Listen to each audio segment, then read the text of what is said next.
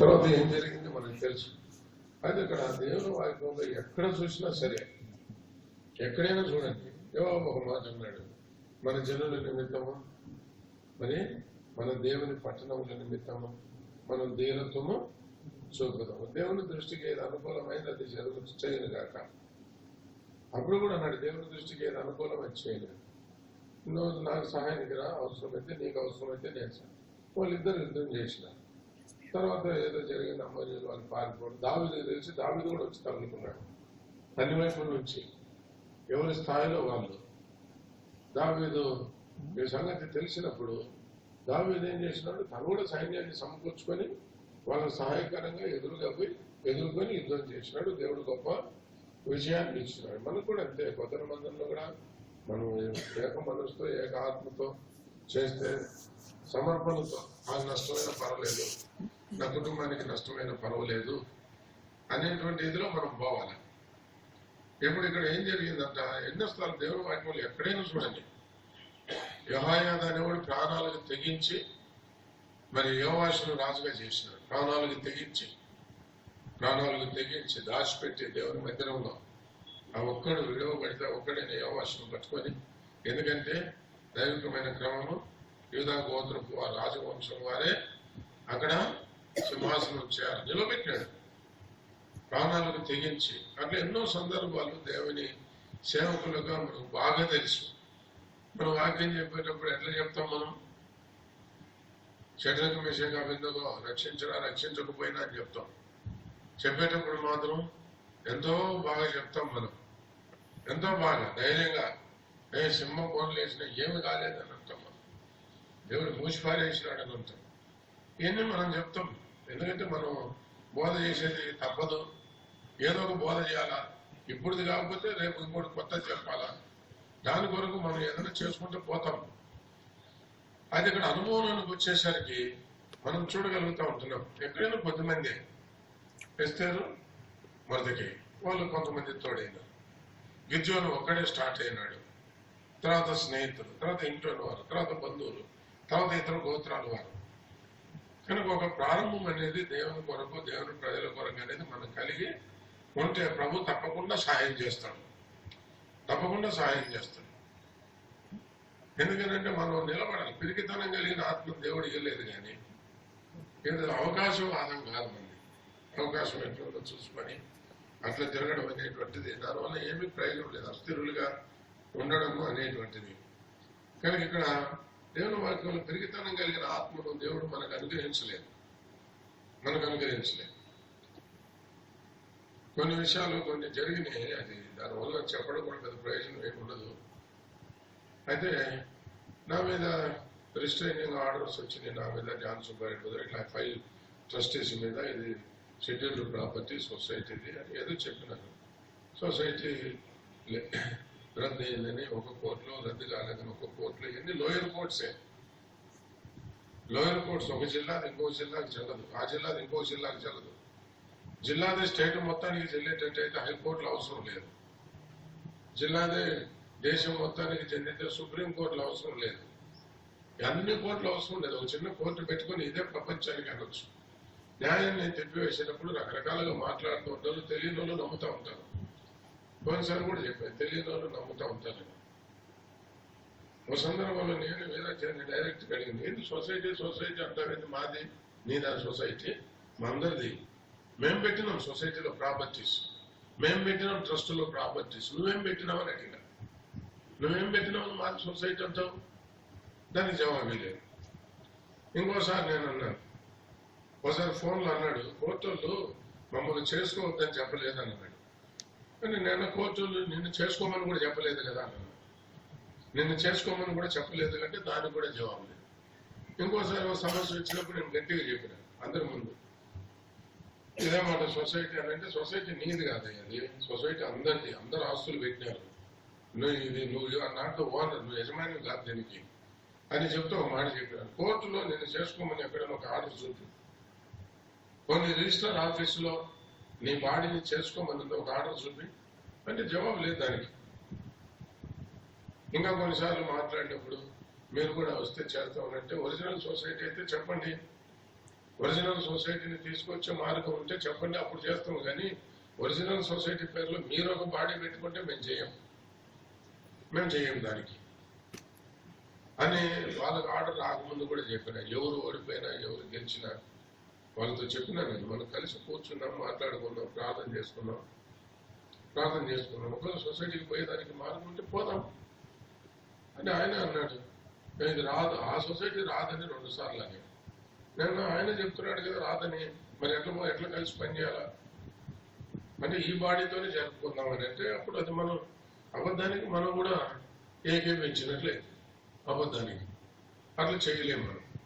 ముందు ఏమని చెప్పినాడు, సొసైటీకి ఆర్డర్ వస్తానే ఆ ఆర్డర్ వాళ్ళ చేతిలో పెట్టేసి నేను వెళ్ళిపోయి నా వ్యాపారం చేసుకుంటాను అన్నారు. ఇప్పుడు ఎక్కడ కదా, ఏంటి ఊరికి అప్పటికప్పుడు మధ్య పెట్టే మాటలు అవి ఏదో జరిగిపోతానే ఉంది. ఏది ఏమైనా అందరికీ తెలుసు, సాక్ష్యం దెబ్బతినింది, సేవ పాడైంది. ఎన్నో స్థలాల్లో కష్టపడి మంచి సేవ చేసినటువంటి సేవకులను బాధ పెట్టేది, వాడు ఎవరో ఉన్న పెద్దలను తీసి పారేసేది, అనుకూలంగా ఉన్నాడు వాడు సరిగ్గా గుడికి రాకపోయినా వాళ్ళకి పెద్దలని లెటర్ ఇచ్చేసేది, అంత అల్లకల్లోలంగా జరిగిపోతా ఉంటలేదు. ఇటువంటి పరిస్థితులను మన సొసైటీ ట్రస్ట్ అనేది పక్కన పెట్టి దేవుని సేవకులంగా దేవుని పని నిమిత్తం మనం నిలబడే వారంగా ఉండాలి. అది నన్ను యెహోషువ ఏమన్నాడు, మా పక్షంలో వాళ్ళ పక్షం అంటే మీ పక్షం కాదు వాళ్ళ పక్షం కాదు అని ఆయన దేవుని పక్షం అన్నాడు. బైబిల్ ఆశా సందర్భంలో కూడా ప్రభుత్వంతో దేవుడు ఏమన్నాడు, మనం యెహోవా పక్షముగా ఉండేలా ఆయన మన పక్షముగా ఉన్నాడు. మనకు తెలుసు అన్ని దెబ్బతిని సువార్త ఇవి అవి మన కుటుంబాల్లో నెమ్మది లేదు, మన కుటుంబాల్లో చాలా మందికి నెమ్మది లేదు.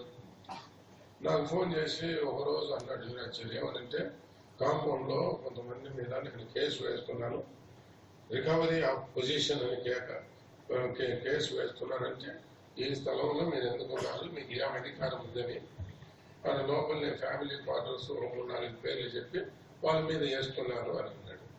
సరే నాకెందుకు చెప్తున్నాడు అని అనుకున్నాను. మళ్ళీ ఏమని అన్నాడంటే, మీరు ఎక్కడికి పోయినా మాది ఒరిజినల్ బాడీ కాదు, ఇది ఫేక్ బాడీ అని మీరు ఎక్కడికి పోయినా చెప్తున్నారు అని అన్నాడు. మీరు ఇక్కడ ఈ ఊరికి పోయి చెప్పినారు, ఆ ఊరికి పోయి చెప్పినారు, ఆ ఊరికి అందరి ముందే చెప్తున్నాం, ఊరికి చెప్పేది ఏముంది, పబ్లిక్ అనే చెప్తున్నాను. అన్న తర్వాత ఏమని అన్నాడంటే, రికవరీ ఆఫ్ పొజిషన్ చేస్తున్నాను, మీరు ఎప్పుడైనా కాంపౌండ్ లో ఉంటూ సొసైటీ ప్రాపర్టీ ఆయన సొసైటీ ఆయన అనుకుంటున్నాడు, ప్రాపర్టీ ఆయన అని ఉంటూ మీరు మాకు వ్యతిరేకంగా ఇట్లా చెబుతున్నారు కాబట్టి మీ మీద కూడా వేయాలని ఉన్నాను నేను కేసు అని.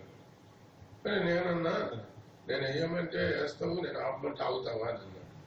కానీ వేయాలనుకున్నానంటే వేసుకోని అన్నాను, కేసు వేసుకోని అన్నాను. ఆ తర్వాత మళ్ళీ ఒక వారానికి ఫోన్ చేసి వాళ్ళ మీద కేసు వేసినాను, వాళ్ళకు నోటీసులు అయినాయి, మీ మీద వేస్తే అది ఏదో తేడా ఉంటే పేపర్స్ రిటర్న్ అయినాయి అన్నాడు. అట్లా నాకు రిటర్న్ అయితే మళ్ళీ సరి చేసి ఇంకోసారి అయ్యానన్నా. సరి చేసుకొని ఇంకోసారి ఏంటి నన్నేది నాకు చెప్పేది ఎందుకు, మీకు చెప్పాలి కదా, చెప్తేనే మంచిగా ఉంటుంది కదా అన్నాడు. నాకేం చెప్పాల్సిన అవసరం వేసుకోవాలంటే వేసుకోవాలన్నాడు. వేసుకోలేదు కనుక ఇట్లా మనం ఊరికనే భయపడుకుంటాం, మేము అనుకుంటా ఉండేదానికి మనం వాక్యం చెప్పినప్పుడు ఎంతో ధైర్యంగా చెప్తాం. మనం సొసైటీ కొరకు నిలబడినామా, ట్రస్ట్ కొరకు నిలబడినామా, లేదా భక్ష్యం గారి కొరకు నిలబడినామా, లేదా ప్రభు కొరకు నిలబడినామా, ప్రభు ప్రజల కొరకు నిలబడుతున్నామా? పొరపాట్లు చేయనోళ్ళు లేరు, తప్పులు చేయనోళ్ళు లేరు, బుద్ధిహీనంగా ప్రవర్తించడం లేరు, అందరూ ఎవరికి వాళ్ళు తెలుసు. కానీ ఎవరికి వాళ్ళు నేనేం చేయలేదని అనుకోని చాలా మందికి ఉంది. కొంతమందికి అసలు దేనికనేది కూడా అర్థం కాదు, సేవలో ఏం చేస్తున్నాము కూడా అర్థం కాదు. కనుక అవన్నీ పక్కన పెంచి ఒక మదైకుడు యాజకుడు అయినటువంటి ఆచార్య ఏం చేసినాడంటే చూడండి, 19వ వచనం, ఉజ్జియా ధూపం వేయటము 18. వారు రాజైన ఉజ్జియాన్ని ఎదిరించి, మామూలు ఒక రౌడీనే ఎదిరించలేరు, ఒక ఎస్ఐకి ఎదురుగానే గట్టిగా మాట్లాడలేము. ఇంకా రాజు ముందు మాట్లాడమంటే మనం చెప్తాం, మనం రాజులకు రాజు ఉన్నాడు, ప్రభులకు ప్రభు ఉన్నాడు, ఈ రాజు ఎంత ఆ రాజు ఎంత అంటాం చెప్పేటప్పుడు. మన దగ్గరకు వచ్చేటప్పుడు ఒకసారి ఇట్లనే ట్రస్టులో భేదాలు ఉన్నప్పుడు మేము జ్ఞానసుబ్బారెడ్డి గారు మేము అందరం పోయినాము, మాట్లాడుతున్నాం. ఆ ఏసీపీ ఒకపక్షంగా మాట్లాడుతున్నాడు అన్ని. నేను అన్నాను, ఏంటండి మీరు ఏకపక్షంగా మాట్లాడతారు, మీరు చెప్పేది వినలేదని అన్నాను. నేను చెప్పేది వినలేదంటే ఆయన ఏమన్నాడు తెలిసిన, ఆయన కోపం వచ్చి అవి అరెస్ట్ అని అన్నాడు. ఏసీపీ అంటే డిఎస్పీ అంటే నేను అన్నాను, if you have such kind of rule you arrest me అని అన్నా. నీకు చట్ట ప్రకారం అటువంటి అధికారం ఉంటే ఇప్పుడే అరెస్ట్ చేయాలన్నా. ఏం చేస్తారు? ఎందుకు చేస్తారు? ఎందుకంత భయపడాలి మనం? తర్వాత అన్ని చూపిస్తే అప్పుడు ఆయన అర్థం చేసుకుని అవతలలో కోప్పడి ఏందా మీరు ఏం చేసిందని వాళ్ళని మీరు కోప్పడి పంపించినాడు. ప్రొద్దుటూరులో మనోహర్ విషయం పోయినాం డిఎస్పీ దగ్గరికి, లేడీ డిఎస్పీ. ఆమెకి ఏదో రికమెండేషన్ చేస్తే ఆమె ఏకపక్షంగా మాట్లాడుకుంటే నేను ఆమెతో చెప్పిన, మేడం మీరు అంతా వన్ సైడ్ మాట్లాడుతున్నారు, నేను ఇక్కడ కూర్చోవడం మీతో మాట్లాడడం వేస్ట్, నేను పోతున్నానని నేను లేచినాను. I'm very sorry, I'm getting up, I'm going away అన్నా. అంటే మీరు అట్లా పోతానంటే ఎట్లా? మరి మేము కూర్చోలేని వాళ్ళు ఏం ప్రయోజనం? మేము కూర్చోవాలా? మీరు వన్ సైడ్ పోతా ఉంటే మేము ఎందుకు కూర్చోవాలండి ఇక్కడ? మీ ఇష్టం మీరేం చేసుకుంటారో చేసుకోండి, ఐఎమ్ గోయింగ్ అవే అన్నా. అంటే మళ్ళీ రిక్వెస్ట్ చేసుకొని కూర్చోండి. అంటే నేను అనేది ఏంటంటే, ఊరికి ఏంది మనం పెరుగుతాం, ప్రతిదానికి భయపడేది. వాక్యం చెప్పేటప్పుడు దేహాన్ని చంపే వాళ్ళకి భయపడద్దు, రెండింటిని చంపే వాళ్ళకి భయపడండి అని అంటాం. కనుక చివరిగా నేను ఒకటి చెప్పాలనుకున్నది ఏంటంటే, చూడండి 26వ అధ్యాయంలో 18 వారు రాజును ఉద్యాను ఎదిరించి కదా. ఎంతమంది? 17వ వచనం ఎవరైనా చదవండి. 17 యాజకుడైన అజర్యాయు అతనితో కూడా ధైర్యవంతులైన యెహోవా యాజకులు 8 మంది. ఎంతమంది మొత్తం? 81 మంది. రాజును ఎదిరిస్తే ఏమన్నా ఉందండి? రాజును ఎదిరిస్తే ఏమన్నా ఉందా? తొక్క లేకపోయిందంటే లేపేస్తాను అంతే, ఇంకేమి లేదు. మరి రాజును వాళ్ళు ఎట్లా ఎదిరించి 81 మంది అజర్యాతో ఇంకా 80 మంది పోయినారు. అట్లనే మన విషయంలో కూడా మనం చూస్తూ ఉంటే అక్రమం ఇంకా దీనికి హద్దు ఉండదు. నా వరకు నేను బాగున్నాను అని అనుకోవద్దు, నా వరకు నేను బాగున్నాను అని అనుకోవద్దు. ఎస్తేర్తో మొదటిగా అన్నాడు, నేను కోటలో ఉన్నాను, నాకేం కాదు, నన్ను ఎవడు కదిలేయలేడు అని అనుకుంటావేమో కదా. దీని కొరకు నువ్వు వచ్చినావు, ఆలోచన చేయి. కోటలో ఉన్నంత మాత్రం నువ్వు తప్పించుకోలేవని అన్నాడు. నువ్వు తప్పించుకోలేవు కనుక వాళ్ళ పర్సనల్ ఏమి లేదు. అయితే దేవుని యొక్క ఆఖరికి నేను నశించదని అనే కాడికి వాళ్ళు పోయి తెగించినారు కనుక ప్రభు పక్షంగా ఉండి సహాయం చేసి, మనం కూడా అంతే ఉదయం ప్రార్థించినట్లుగా మేము కూడా కలిసి మాట్లాడుకొని ఒక డిసిషన్లోనికి వచ్చినాం.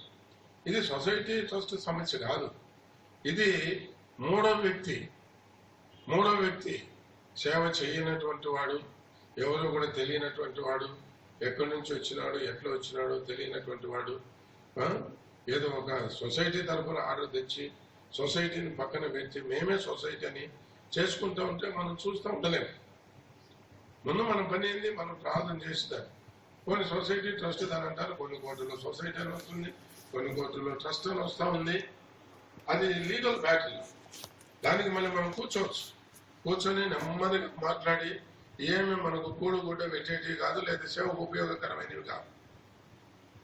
సేవకు పెద్దలు కొంచెం ఇరుక్కున్నారు, వాళ్ళ మాట మనం విన్నాము, మనలో కూడా అనేక మంది బాగా ఇరుక్కుపోయినాం. బయటికి రావాలనుకుంటే ఇంకా లోపలికి పోతుంది. అది దొంగ ఊపిలాగా.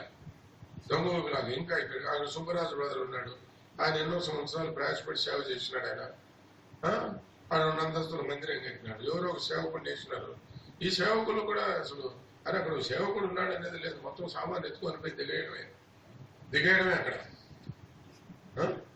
అది ఎంత గందరగోళం ఉంది. సాక్ష్యం పోతా ఉంది. కనుక మనం ప్రార్థన చేసేటప్పుడు ఒక తీర్మానంలో ప్రార్థన చేస్తాం. మొదటి ఏంటంటే, ఏ విధంగా తన వీరాచార్య విషయమై మనందరం కలిసి అది ఏం చేయాలనేది ఒకటి తీర్మానం వస్తుంది.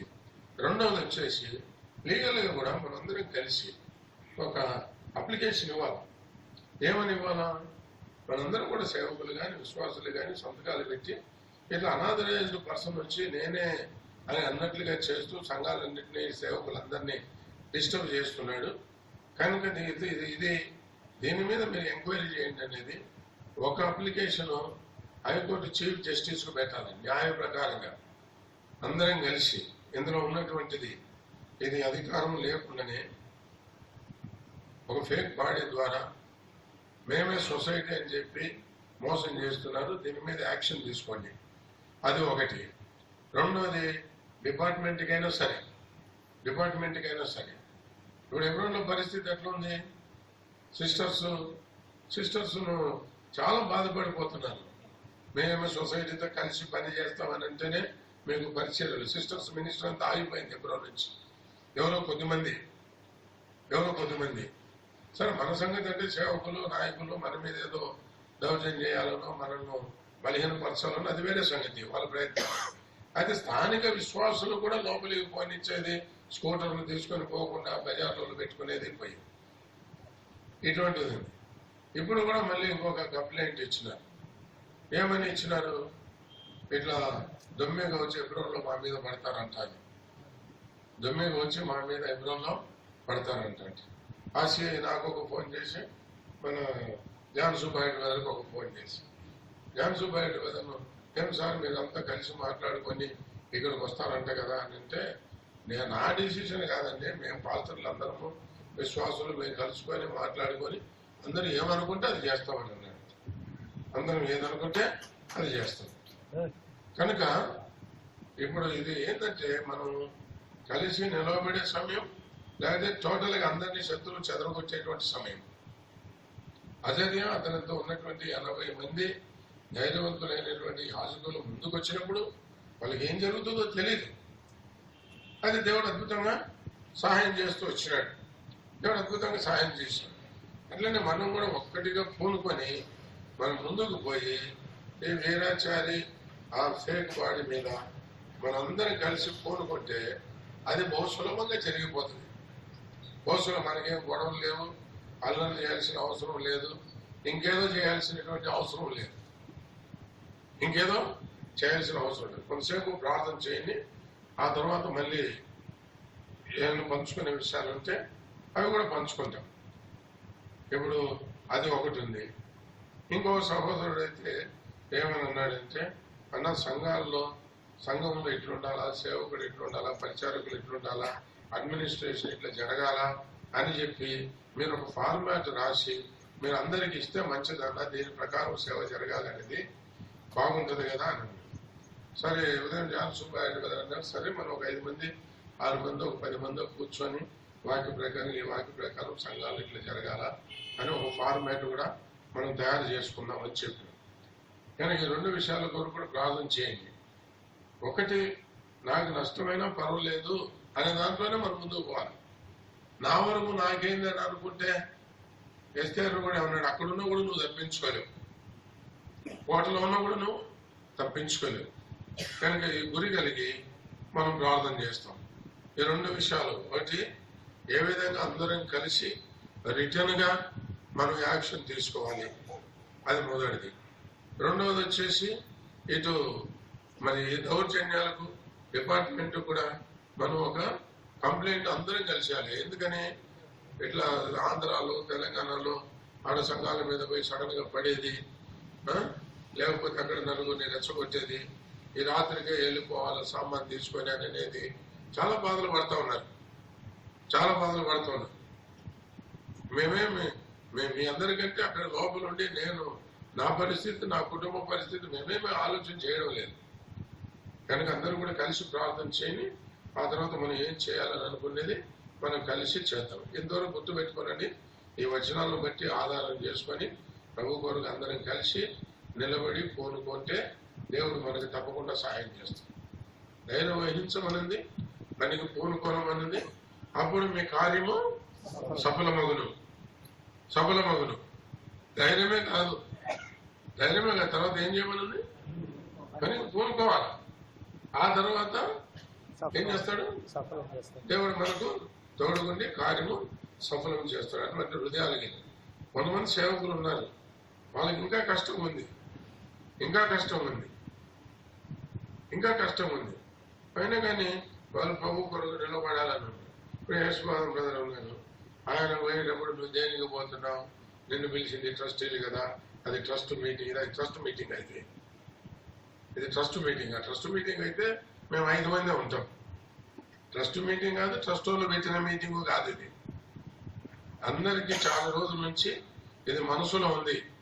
దేవుని సేవకులు కలిసి రానందుకు శత్రువుకు అంతకంతకు చోటు కలుగుతా ఉన్నదని చెప్పి అప్పుడు మేము ఆ లెటర్ రాసినటువంటి 8 మందో 9 మందో కలిసి ప్రార్థన చేసి ఆ లెటర్ డ్రాఫ్ట్ చేసి మేము పంపించినాం. ఎంతో మంది దగ్గర నుంచి వచ్చిన రెస్పాన్స్ ఏంటంటే అలా ఎంతో కాలం నుంచి ప్రార్థన చేసుకున్నాం అందరు కలవాలని. ఈ ఉద్దేశం ఎవరికి లేదో చేయొద్దని, అందరు కలవాలి అనే ఉద్దేశం లేని వాళ్ళు ఎవరైనా ఉన్నారా? పోనీ అందరు కలిసి ఉండాలనేసి వాళ్ళు చేయొద్దని, అందరు కలిసి ప్రభు యొక్క సేవ చేయాలా. దాని కొరకు మనం అంతా పూనుకోవాలా, పోయిందంతా కూడా మనం తిరిగి సమకూర్చుకునేటువంటి వారంగా ఉండాలి. అటువంటి భారంతో కొంత సమయం మనం ప్రార్థన చేస్తాం. ప్రార్థన చేసేటప్పుడు ఖచ్చితంగా చేయండి, దేని కొరకు చేయాలో దాని వరకే చేయండి, దాని మించి దయచేసి చేయొద్దని ప్రార్థనలోకి వెళదాం.